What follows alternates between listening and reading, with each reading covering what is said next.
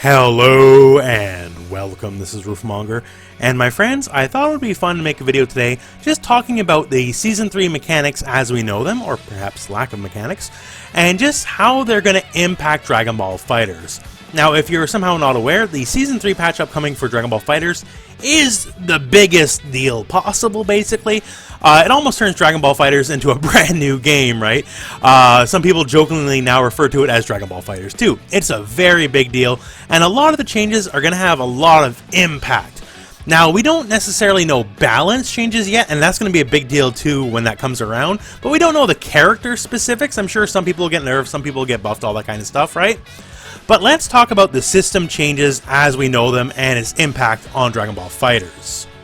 Of course, we have to start with assists, right? So not to belabor the point, as we talked about assists previously on this channel here, but as far as being a big deal, the multiple assists, not only is it a 10 out of 10 big deal, it's like 11 out of 10, 12 out of 10, 20 out of 10, right?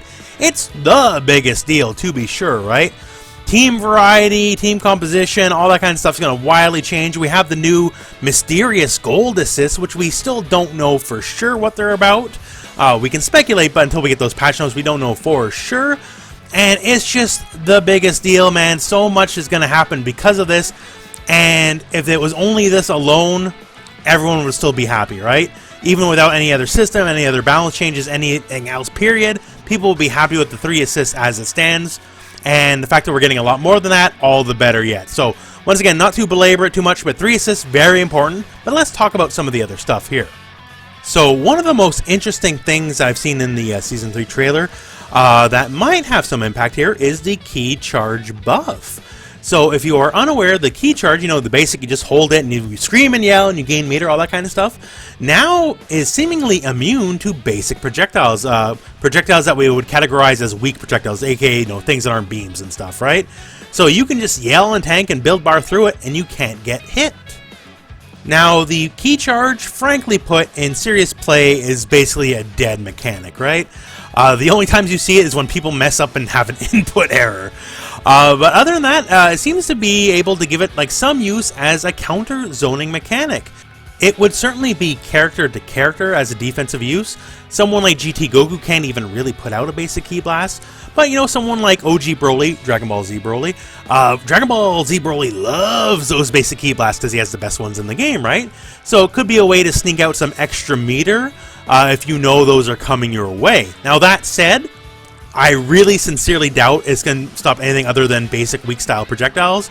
So if Broly does an eraser blow, you're probably going to get smacked in the face real bad, and you probably would regret doing it, but still is an interesting thing, and it gives some life to the key charge, because, you know, yelling and screaming and powering up is such an integral part to Dragon Ball, right? And the yelling and screaming and powering up mechanic doesn't really get used in this game, outside of, like, you know, just funning around, right? So it gives it some use, and time will tell, and once again, I think it'll be a very matchup-based thing. Really depends on the character you're fighting, but I think it could have some small use. Once again, just some ways to sneak in some extra meter when you know some basic key blasts are coming your way. Another big change is the removal of a quote-unquote mechanic of the game, and fuzzy overheads on large characters are gone. So for whatever reason you don't understand the concept, very simply put, it lets you do 50-50 coin flip situations on big characters that normal characters don't have to worry about, right? As someone who is a fan of large characters in fighting games in general, I've never found it good for the game. I think it's a very good thing that it's going away. I honestly find it baffling some people actually are fighting for its inclusion, for it to stay in the game. I see some people say, well, now you're going to see more Dragon Ball Z Broly, and I say, good! Why wouldn't you want to see more of them? And more large characters in general? Do you just want to see the same 5 people all the time forever? Having this stuff removed only increases character variety in the game. I've talked to people who don't even play the game, they're just a fan of watching matches and stuff, right? And I was asked, how come I don't see more characters like Cooler and Android 21? Because they heard they were good characters, and they are, absolutely, but people are terrified to play the big characters because of, honestly, a bad mechanic like this. They refuse to play characters simply because of the fear they're going to get opened up when a normal character doesn't have to worry about getting opened up. So for having this removed is brilliant for the health of the game, brilliant for character variety, and I applaud their decision to get rid of this trash.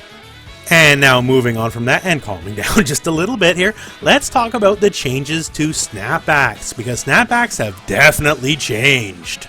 So here is some footage I recorded earlier comparing the new snapback to the old snapback.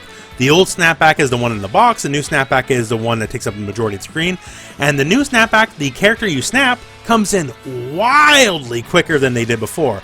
I haven't measured the exact frames, but like 2 or 3 times faster at the very least, I'm sure, right? And I think this is also a very big deal, because as the game has evolved through Season 2, I remember at the end of Season 1 we used to talk about the snapback meta, and the snapback meta just evolved to the snapback game, because that's just how the game became played after a while, right? It wasn't just a gimmick or anything, it just became how it's done. If you watch the recent Dragon Ball FighterZ World Tour Finals, or any recent tournament, honestly, if, say, you did a drinking game, every time you saw a snapback you took a shot, you'd go to the hospital long before the tournament even finished, right? Snapbacks just became what it is. You get your damage, you get your snapback, and you go from there. Once the snapback happens, the defending player is forced into a situation where basically they're boned. They just have to block, and they have to block for a long time because their assists are taken out, so there's no chance to guard cancel or anything like that. There's a lot of mathematically perfect setups that are just simply no way out of, and you just gotta groove on it, right?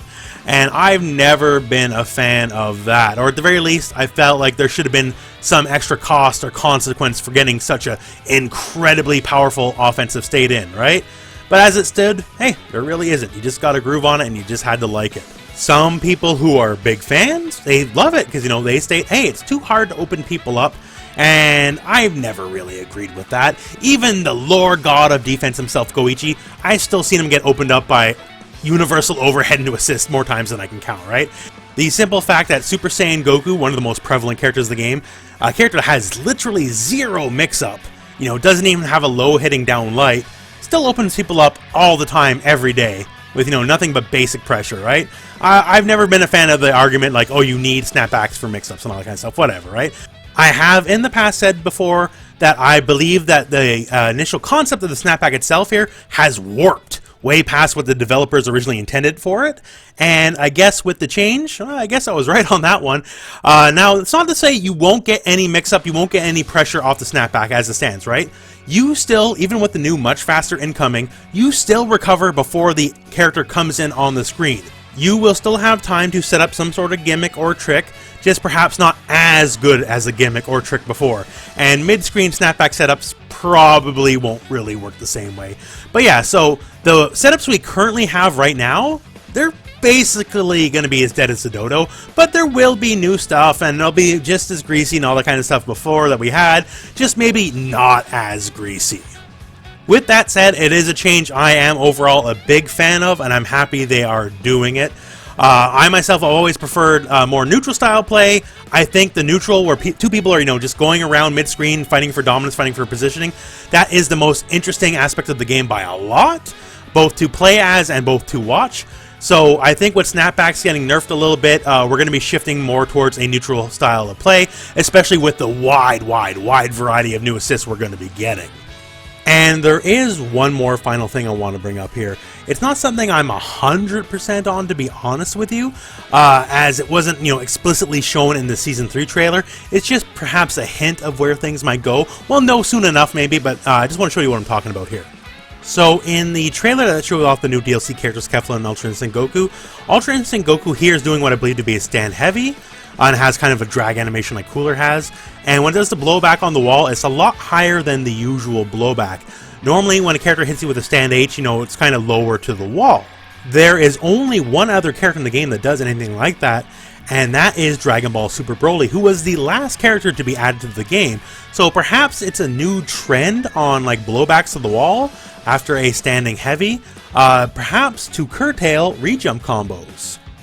If you are unfamiliar with rejumps, it's basically you do your stand H at the end of whatever combo, homing, then dash, land, and then recombo from there, netting you a bigger combo than you otherwise would normally get, right? And I've never really thought that was an issue or anything. You know, it's a more skill-based combo route, but perhaps maybe they have an issue. I don't know. It could be dead wrong. Maybe just UI Goku has it and Dragon Ball Super Broly has it, and then no one else ever will again. I don't know. But I just wonder why the change. Because, you know, Dragon Ball Super Broly off a more standard combo route that uses stand H, he can't do that kind of combo because they launch up too high. Now he can actually do it in other ways, but you know, whatever, I guess. But it's just a weird thing. I thought it was very weird when I saw it in Dragon Ball Super Broly, and I think it's all the weirder yet now that we're seeing it in Ultra Instinct Goku, who is a Season 3 character. So is it going to be a big change, or is it just a standalone thing? I don't know, but just pointing it out. So anyways, that are just some of my thoughts on the Season 3 mechanics and changes that we know. Once again, we don't even know the balance changes, which is going to be equally a huge deal as well, to be sure. And maybe there's more stuff under the hood we are not made aware of just yet. But with all that said, I guess that's it for me. Please let me know in the comments below what you think of some of these big changes, you know. I know what you all think about the assists. It's basically 99.99999% positive about new assists. So hey, we're all good. But things like the weird new defensive key charge, removing fuzzies, snapback changes, hey, let me know what you think. The wall bounce height stuff with the UI Goku and Dragon Ball Super Broly. Am I crazy? Probably, honestly, I don't know. But, you know, let me know what you think. But at that point, I guess, my friends, we are now at the end of the video. So thank you very much for watching. Hope this video has found you well. Go out and play some Dragon Ball.